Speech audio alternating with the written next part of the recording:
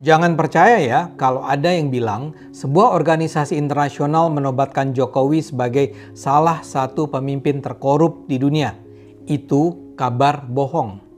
Tapi sekarang memang lagi nyebar di mana-mana. Yang nyebarin kayaknya sih terutama para buzzer anti Jokowi yang masih juga nggak terima jagoannya kalah. Tapi ini juga diangkat oleh para influencer terkenal seperti Rocky Gerung, Said Didu, Refli Harun, dan sejumlah lainnya.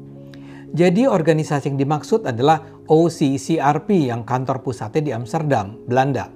OCCRP itu singkatan dari Organized Crime and Corruption Reporting Project.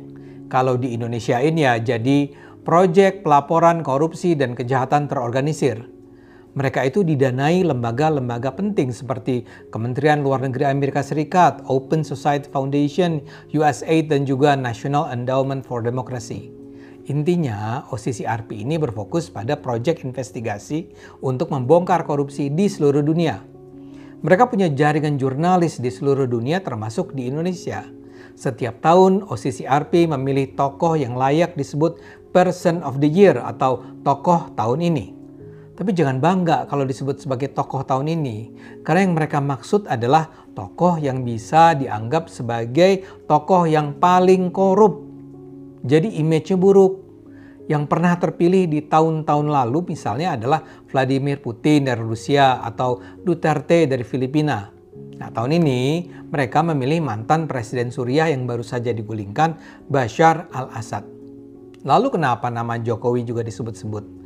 Gara-garanya OCCRP ini mengundang para pembaca di seluruh dunia untuk mencalonkan nama-nama yang layak disebut sebagai Person of the Year mereka.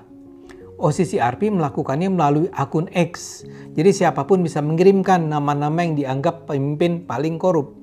Batas waktu pengirimannya adalah 23 November sampai 5 Desember 2024. Ini memang terasa lebih egaliter sih. Jadi penentuan nama tokoh terkorup di dunia tidak ditentukan hanya beberapa anggota juri ahli di Amsterdam, tapi juga dengan melibatkan publik di dunia. Nanti setelah sudah terkumpul daftar nama terpilih, barulah dinilai oleh sebuah tim juri yang terdiri dari 6 orang ahli. Dalam tim juri itu ada wartawan, ada aktivis, dan juga ilmuwan. Masalahnya OCCRP tidak menyangka bahwa ternyata peluang ini dimanfaatkan oleh para aktivis politik. Ini yang terjadi di Indonesia. Begitu tahu ada undangan untuk mengirimkan nama pemimpin terkorup, terjadilah aksi mobilisasi para netizen X untuk mencalonkan nama Jokowi sebagai Person of the Year.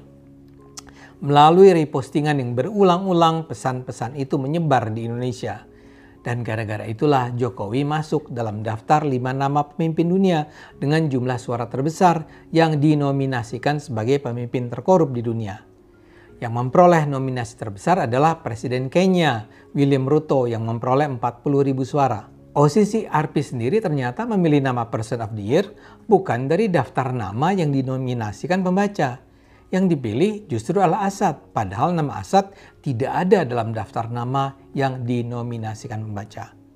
Jadi jelas ya, OCCRP sendiri tidak pernah bilang Jokowi itu pemimpin korup. Yang bilang Pak Jokowi korup adalah orang-orang atau para buzzer Indonesia yang benci Jokowi. Yuk sebarkan kebenaran, bukan kebohongan.